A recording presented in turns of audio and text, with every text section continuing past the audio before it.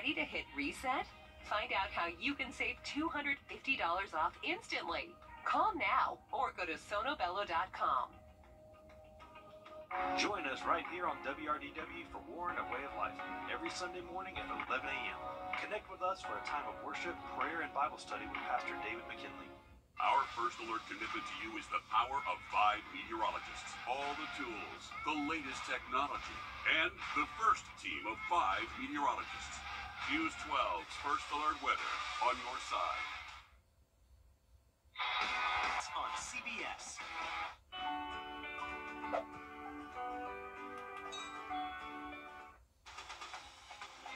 Live from Augusta, you're watching News 12 live at 5.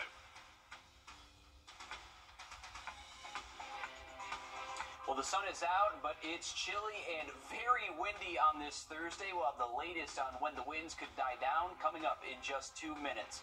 But first, Augusta National Women's Amateur Round 2 is in the books. 35 players have made the cut today. But there is one big name who won't be playing on Saturday for the second year in a row. A penalty stroke will keep the 2022 champion out of the weekend. Our sports director, Dan Booth, is live at Champions Retreat. And Dan, Anna Davis was given a penalty for slow play. Meredith and Will, that is exactly what happened. Anna Davis received a one-stroke penalty for violating the tournament's pace of play policy. Early on in these rounds, her whole group was notified about being out of position multiple times. That one-stroke penalty was added to her score on 17 after receiving her second bad time. That penalty brought her total score throughout the day up to 4 over, which means that for the second year in a row, Anna Davis has missed the cut for the final round at Augusta National this weekend. Davis is the only player who received the penalty in her group. On a day where the course was firm, fast, and tough, it took a special performance from Florida State's Lottie Woad to take the lead. Woad is standing alone atop the leaderboard after the first 2 rounds at 5 under. She picked up 5 birdies on the day, and even though she didn't have a bogey-free card, she's got a 2-stroke lead heading into the weekend. A lot. You obviously get to play it tomorrow, but you want to be playing it on Saturday. And that's kind of why you come here. So a lot, yeah, I'm very happy. The combination of the wind playing a major factor today and the greens playing really fast, it gave everybody in the field problems. And with the course changing over to Augusta National for the 3rd and final round, we have 11 players who are currently under par.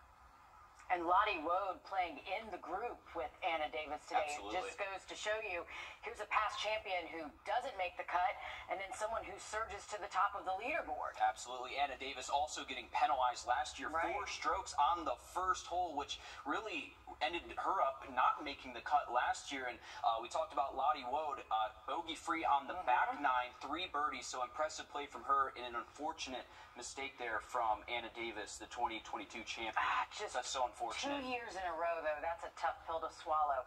Thanks for the update, Dan. To weather now, as we take a live look over Beach Island. It's another very... For you, just about 10 minutes. All right, thanks, Riley. We're live at 5, back out at Champions Retreat, where play has concluded for the second round of the Augusta National Women's Amateur. A much different day out there, and the scores showed it. Our Laura Warren joins us live. And Laura, the wind hasn't really stopped today. Yeah, we had a brief moment about a minute ago where it was the stillest and calmest I've felt it all day. So maybe this wind is starting to move out of our area. Riley says it should die down a little bit overnight. But out here all day, pretty much, it was steady wind, and it was brutal for those scores as we saw over and over for these women. It was very difficult to go low out here today. Earlier in the day, you can see those flags were just whipping out here. It was very chilly early in the morning. And if you were in the shade, it really felt about 30 degrees cooler than any spot on course when that wind hit. So just brutal out here. Slowed a lot of players down. You can see them out there trying to be patient, wait for a good gust to die down, but they really didn't die down, which ended up, as we mentioned, penalizing Anna Davis a stroke for pace of play, but she wasn't alone out there battling Mother Nature. The wind is very brutal out there today. I had some good shots that, 18 feet, 15 feet coming in, good looks, but with the wind, it's like you back off of almost every cut because it's just swirling. And then like 16 hybrid in, and then 17 and 18 are playing really long today. So just trying to make it happen, get pars. Pars are good out here. And the greens are like firm, so the ball's kind of like impossible to stop. And with this wind, it's tough. So the wind out here was the clear common enemy, but there was a star out here today that was on the bag for Rachel Keene. Well, if you don't recognize the name, maybe you might recognize him from Full Swing. Alex Fitzpatrick was out here. He plays on the DP World Tour. He exchanged his professional golfer status for amateur caddy. Rachel Keene is in her 4th year here at the Augusta National Women's Amateur. The two have been together for 3.5 years. They met at Wake Forest. This is the first time that their schedules have lined up since Alex turned pro, with him chasing his professional golf career and Rachel wrapping up her 5th season at Wake. This week was about more than golf for the duo. Isn't the be all and end all, and I think the most important thing is enjoying it and taking in the moment. And there's lots of bigger, more important things in golf. And as much as this is a special opportunity and a great place to be, just happy to be here with Rachel and spending time with her and just getting to see her. So I think as long as we're out there enjoying ourselves, I think that's the most important part of it all. Well, I asked Alex, I said, how does Matt play into all this? And he said, well, Rachel's stroke actually reminds him of Matt. She's really conservative out here on the course. She takes those shots when they're warranted. He also says that he keeps her loose and is that basically listening ear out here when she does get frustrated. And it all paid off because she did make the cut. Now, Alyssa, I'm not going to lie, I'm a little starstruck myself. I'm really jealous that you got to talk with both of them. We know how they've grown together, and they're such characters on Full Swing as well, if you've seen that episode. They really are, and I think it's funny that you say he keeps her loose out there. I don't know too many boyfriends and girlfriends who would actually be calm out there on the golf course together. I know when they were out there the first day as well, they did an interview together, and they were like, when you hit a good shot, whose fault is it? And when you hit a bad shot, whose fault is it? Who's taking the, who's giving the leeway there when they do well and when they do poorly out there. But a great interview to hear from both of them. I'm sure Rachel hoped to do a little bit better today, but of course the wind playing a big factor with a lot of these amateurs out there today. Yeah, and so she's sticking around, so Absolutely. We'll see much more of that duo. Thanks for that, Alyssa. Thanks, Alyssa. Well, taking a live look now over Riverwatch Parkway. This time Monday, these roads will have much more traffic for us. Oh, thousands upon thousands of visitors will pack the streets, causing delays for our locals and out-of-towners. So, hey, enjoy it while we've got it. Our Hallie Turner, she's live right outside our station. And Hallie, you spoke with the Richmond County Sheriff's Office today. Kind of walk us through their plans to keep things running smoothly. Yeah, Mayor, well, when it comes to navigating your way around Augusta from now until about April 14th, the Sheriff's Office says the signs all around you down here on Riverwatch are going to be your very best friend. Now, one Richmond County officer tells me the biggest thing they deal with this time of year are the newcomers. An influx of people means an increase in those who may not know how to get around Augusta. If that's you, then the Sheriff's Office says they don't recommend you use your cell phone for GPS. Instead, use the signs you see hanging from stoplights and on the side of the road. Police will be out and about in full force, both on and off the course. Georgia State Patrol is helping to monitor interstate traffic, and the Richmond County Sheriff's Office is increasing patrolling, using their eyes in the sky like drones and traffic light cameras, as well as DUI enforcement. Free state. We ask that you abide by that as soon as you come into the state and into Richmond County. We do enforce our traffic laws to include DUI, so we highly encourage for everyone to take advantage of the entertainment, but do it responsibly and safe. Now, Captain Whitehead tells me the Riverwatch Parkway is the second most traveled road during the tournament week. Coming up all new tonight on News 12 at 6 o'clock. We'll hear more from Captain Whitehead on the roads you may want to avoid if you aren't headed to watch the tournament. All right, thanks for that, Hallie. Of course, step inside that wind whipping you Absolutely. off the hill there. We're ready to get that out of here. Yeah. That wind is crazy today. It sure is. Thanks, Hallie. One Augusta man is now in custody after authorities say he stabbed someone in Jasper County. This happened March 31st at a welcome center. Authorities say 59-year-old Jesse Taylor identified himself to the victim as an employee of the welcome center before robbing them at knife point, causing serious injury.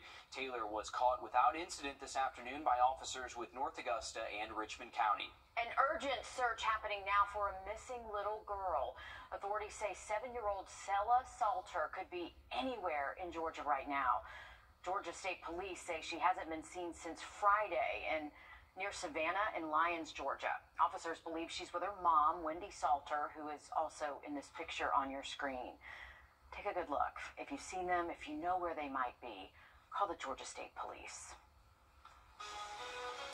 A divisive energy bill is making its way through the South Carolina legislature, but some are worried that there's not enough time left in the session to get it passed.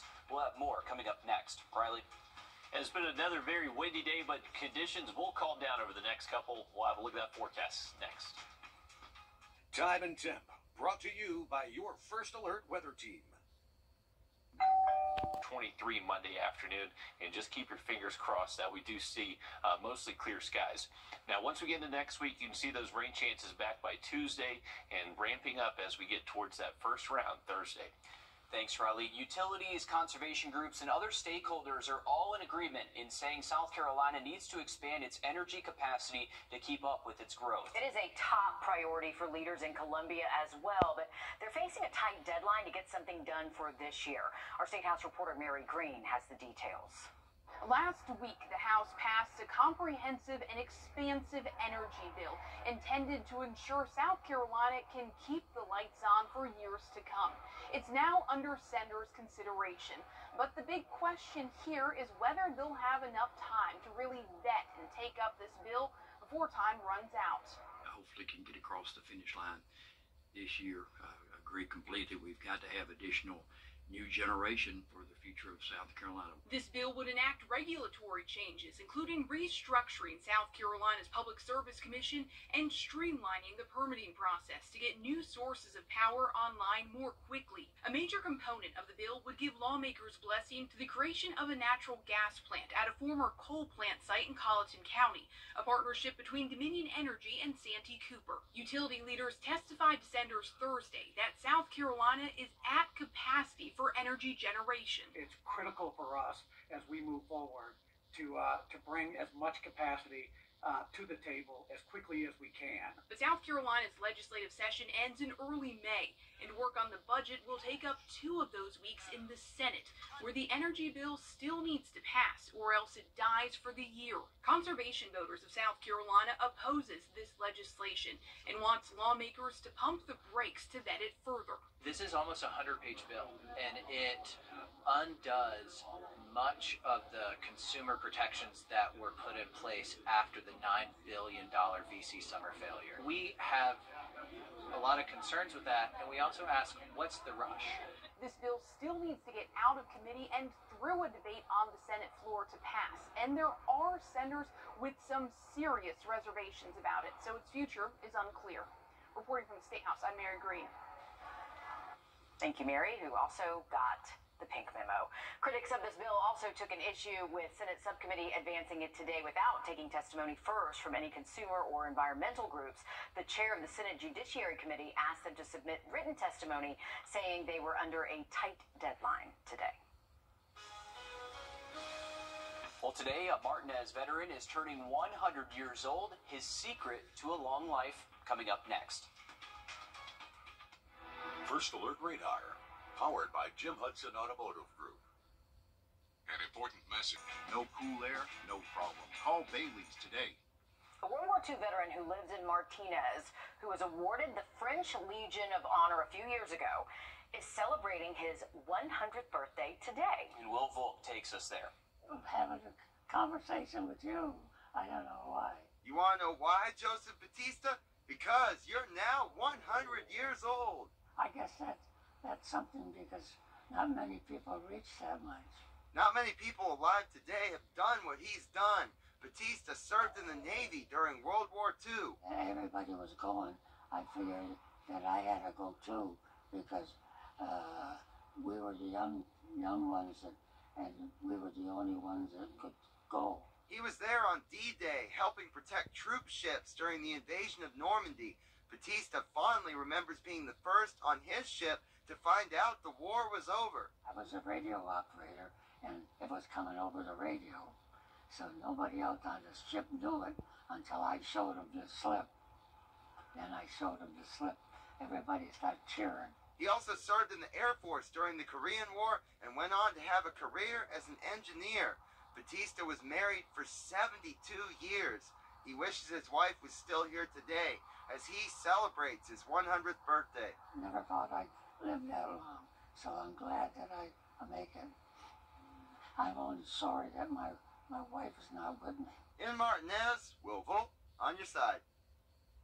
And if you would like to help wish him a happy birthday, we have information where you can do that on our website, WRDW.com. Riley? Well, it is Thursday, which means we have our latest winner for our Plunkett Heating and Air Sunshade giveaway. Congratulations to Nick New from Trenton, South Carolina. Peach country up there. If you want to win your sunshade, just go to WRDW.com, click on contest, and you can enter your email right there. I'm going to look at the forecast for you just after the break. Growing up in this country, folks, you know how to stop inflation? Gopher does. He said, we sell it cheap and we sell it cheap. If you sell it low, folks, people don't have to pay the big prices they do on that other side of town. A serious accident creates a lot of right now problems. You're worried about your injuries, the medical bills, and whether you'll get stuck paying for it all. You shouldn't have to chase after a lawyer to get the help you need. With me, you won't have to. I'm Austin Jackson, your guy in Augusta. If you've been injured, my team will get to work right away. And you don't have to pay us anything unless we get money for you. Injured? Call Austin Jackson, the Augusta guy. 706-724-7224. Watch this. Witness. Roof Savers. Save your roof, save your money. You're watching News 12 live at 5. Continues. We now know who made the cut after the second round of the Augusta National Women's Amateur has now wrapped up. Our sports director, Dan Booth, has the latest in just 2 minutes. But first, we're heading to First Alert Chief Meteorologist Riley Hale in our weather center. All right, thanks, Riley. Round 2 of the Augusta National Women's Amateur is complete, and 35 players have a Saturday morning tee time at Augusta National. 13 players landed right on the cut line of 3 over par after fighting a strong breeze all day. Some might call it a gale force wind, though. Sports director Dan Booth has been at Champions Retreat all day, and Dan, that wind really picked up today, and so did the scores. Meredith and Will between the firm and fast greens to the wind, just pushing and pulling the ball and my hair all over the place. The course conditions certainly played a major role and had an impact on every single golfer during the second round. Now, when you look at this round in totality, there were a lot of scores that a lot of these golfers didn't necessarily expect to have. It was a tale of 2 rounds for 2 golfers in particular who played exceptionally well in the first round. South Carolina's Hannah Darling led the field after the first 18 at 6 under. Darling had a rough round, going 5 over, falling out of the top spot into an 8-player tie for 5th at 1 over. The number 1 ranked women's amateur golfer in the world, Ingrid Lindblad, is one of the players tied at 1 under after struggling as well, going 4 over on the day. Putting wise, it was good speed on everything, but if I hit everything, 2 feet more, I probably would have made 3 birdies. So, just putting is fine. I'm probably a little defensive on the greens, but it's all right.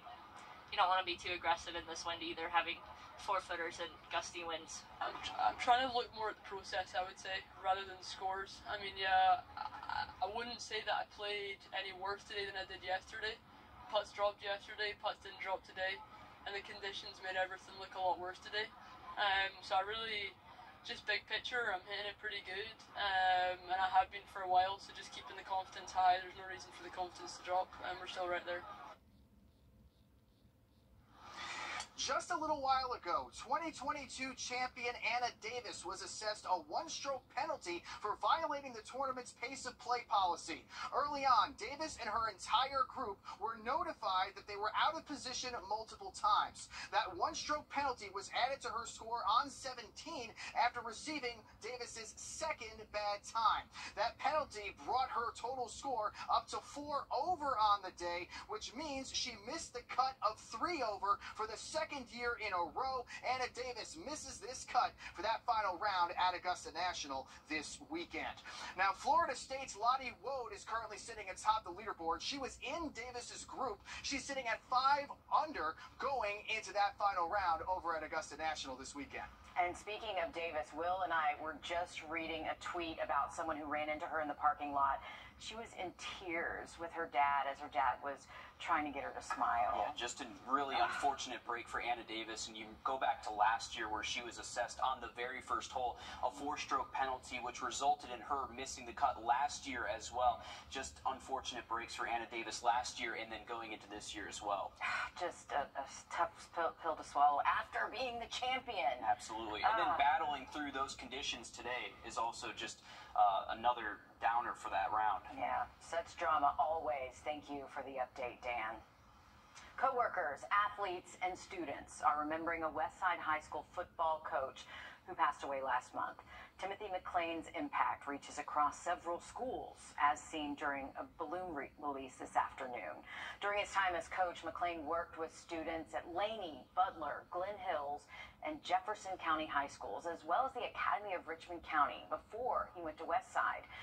It was his first year at the school. All new on News 12 at 6 o'clock, our Sydney Hood has more on how students are honoring his legacy. South Carolina Senator Lindsey Graham making a stop in Aiken today. Senator Graham helped secure funding for Aiken and the surrounding area in the fiscal year 2024 spending package, including for the nursing program at Aiken Tech. Taylor Martin is live at 5 in our newsroom. And Taylor, walk us through what Graham had to say today.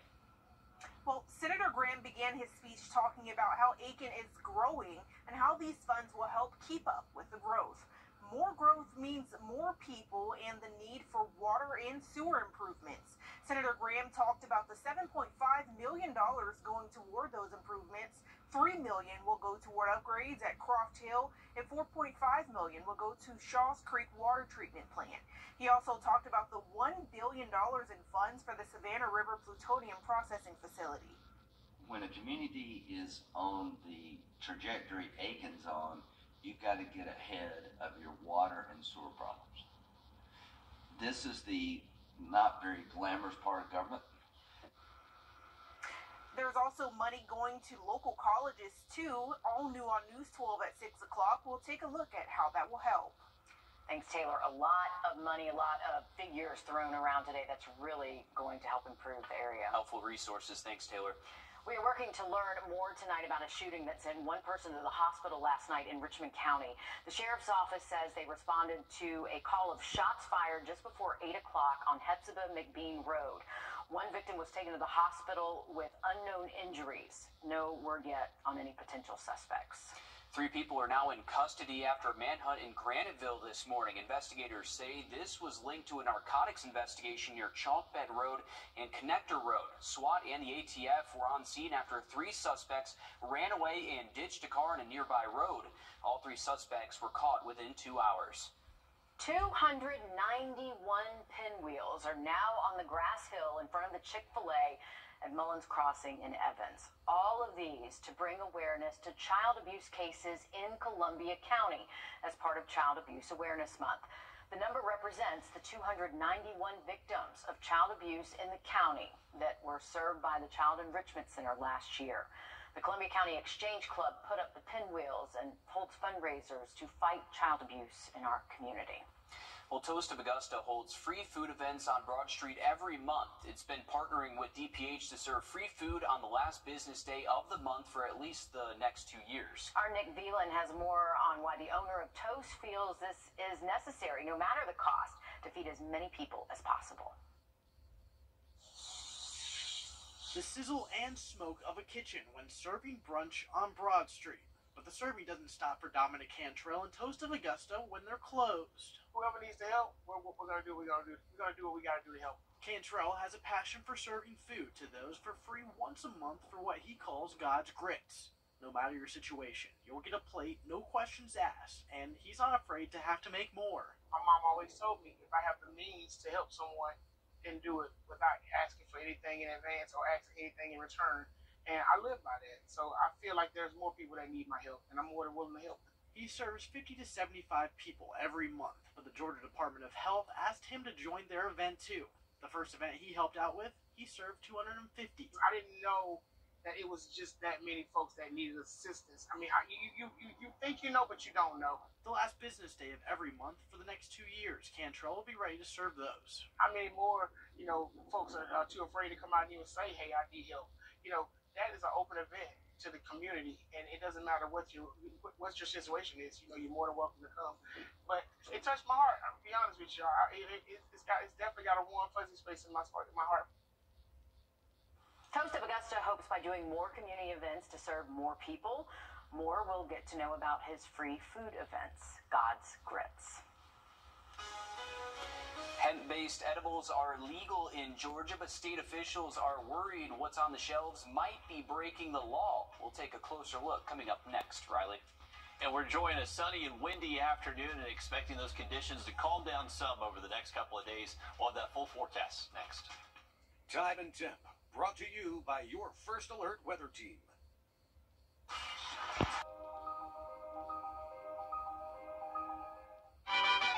Never took you for a mariachi guy. Really not a huge fan, but seems to be all of us do these days. Are you 64.com? Who are you talking to? Welcome back, folks. Here's a live look at do get some clear skies. Here's a look at that 7-day forecast. So ahead to next week, we do have some rain in the forecast starting Tuesday and only increasing chances by Thursday. All right, thanks, Riley. Hemp-based edibles like Delta-9 and Delta-9 products are legal in Georgia, but state officials say products on the shelves are not always labeled properly and often contain more than the legal limit of THC. A bill on the governor's desk would add testing requirements and an age limit. Reporter Abby Kasoris explains what differences you'll notice in the store. This is the first big push to regulate what is sold and to who. Under this bill, anyone under the age of 21 couldn't buy hemp or CBD products like oils, gummies, and drinks. Businesses can't sell hemp products marketed to kids that might look like candy. This push for change started by the state's Department of Agriculture after they tested products on Georgia shelves. This is the result of one product tested, 19% total THC, well over the legal limit. That's a concern. You're talking products that are, 1,000 times stronger than the legal limit of what is actually allowed under law. Tyler Harper pushed to legalize hemp as a state senator. Now in his role as agriculture commissioner, he's balancing the interests of Georgia farmers, businesses, and consumers. He pushed for Senate Bill 484, requiring all hemp products be tested to make sure they contain no more than the legal limit and include a label like you'd see on a product at a grocery store. The important part is ensuring that our consumers are safe.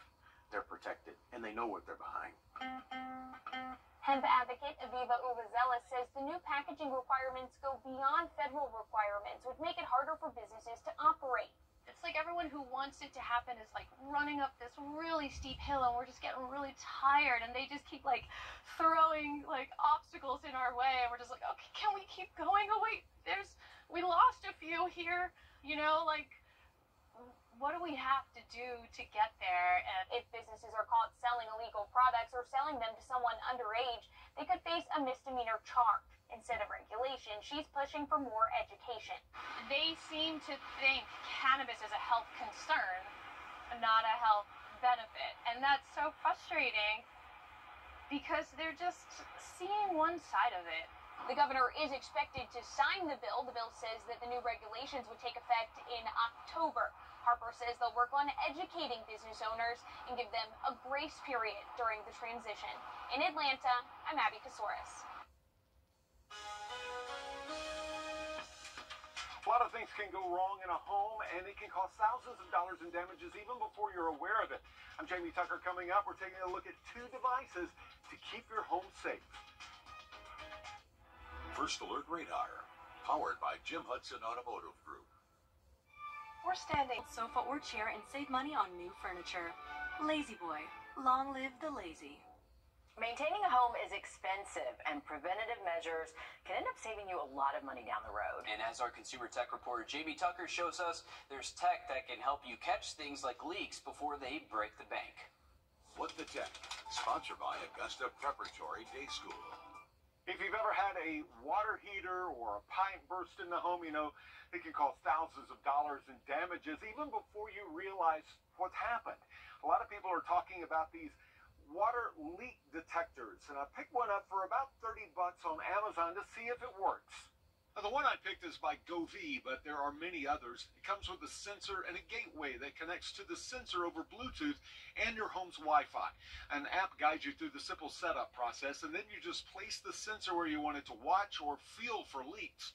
I tested it by pouring water around the sensor on my kitchen countertop. When the sensor detected the water, it let out this loud alarm that I could probably hear from another room. But if you're putting it somewhere like beside a water heater in the basement, the GoV app sends a text alert as well as one over email. So even if I can't hear the alarm and even if I'm not home, I'll still get the warning. Radon is a dangerous gas that leads to cancer. It comes from the ground and it's impossible to detect without a detector. I picked up the Corinthium radon detector from AirThings. Over the course of a few days, it detected a radon level of over 6, and it says anything over 4 should be looked at by a professional. I had a home remediation system installed, and within just a few days, the AirThings detector showed the average level of radon had dropped to just 0.2. The Corinthium Pro radon detector is about $180.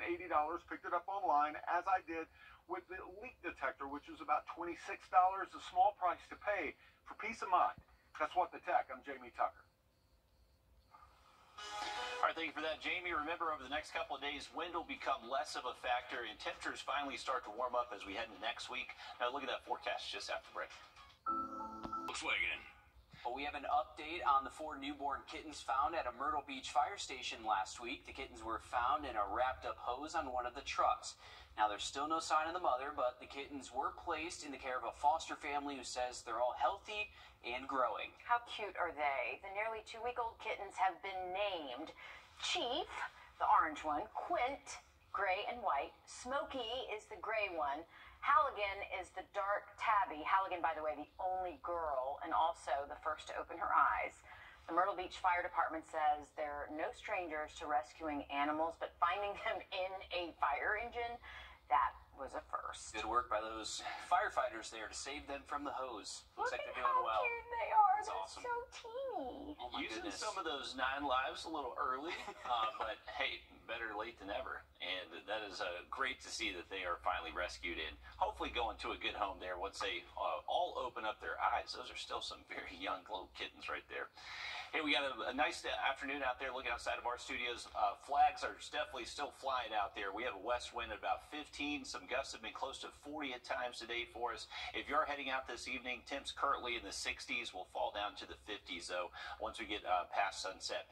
Here's looking at some cloud cover that is moving through the Carolinas, Tennessee as well, North Georgia. We're just seeing some fair weather cumulus from this generally sunny skies for us here around Augusta, and we'll hang on to plenty of sunshine throughout the day tomorrow.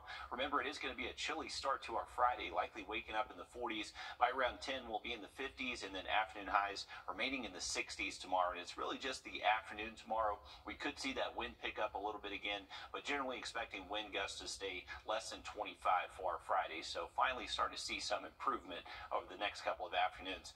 Weekend looks great. We'll see our temperatures start to warm up a tad, at least hitting the 70s by Sunday. And then next week, rain chances possible again by Tuesday. All right, thanks, Riley. Stick with us. We have more news, weather, and sports coming up after a short break on News 12 at 6 o'clock.